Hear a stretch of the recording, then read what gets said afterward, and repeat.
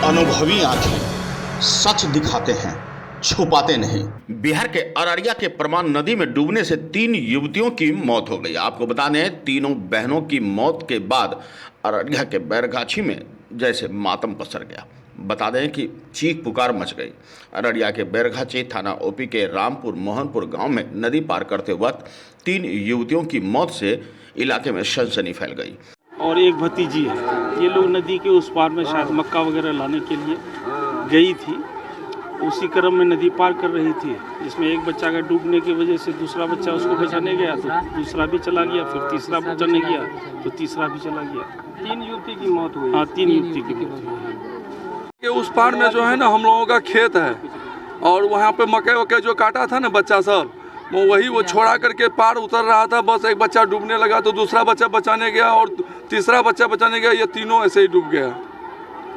तीनों की मौत हो गई। तीनों की मौत हो गई। क्या करने जा रहा था नदी पर? नदी के उस पार में हम लोगों का खेत है, मक्का है ना, वहाँ पर वही छुड़ाने के लिए गया था। अच्छा, वहाँ से आ रहा था, उसी क्रम में डूब गई। अभी 1 घंटे पहले अंचल अधिकारी अररिया के द्वारा सूचित किया गया था कि 3 जो बच्चे हैं वहाँ पे रामपुर मोहनपुर जो ईदगाह वहाँ पे परमान नगर नदी में डूबकर मर गई है।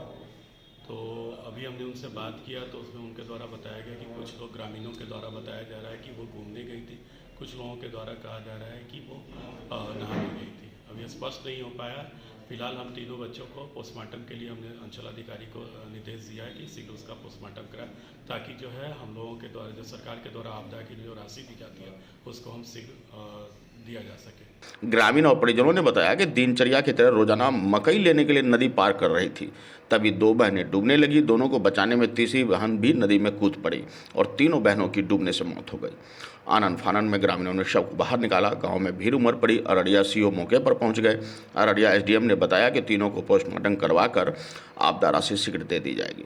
बहरहाल 3 युवतियों की मौत से इलाके में चर्चा का जहां बाजार गर्म है, वहीं मातम पसरा हुआ है। अब देखना होगा कि मुआवजे की राशि कितनी जल्द उन्हें मिल पाती है और क्या कुछ राहत। अररिया से मनीष कुमार की रिपोर्ट। अगर आपने अब तक हमारा चैनल सब्सक्राइब नहीं किया है तो सब्सक्राइब करें और बेल आइकन अवश्य दबाएं ताकि खबरों का नोटिफिकेशन आपको मिलता रहे।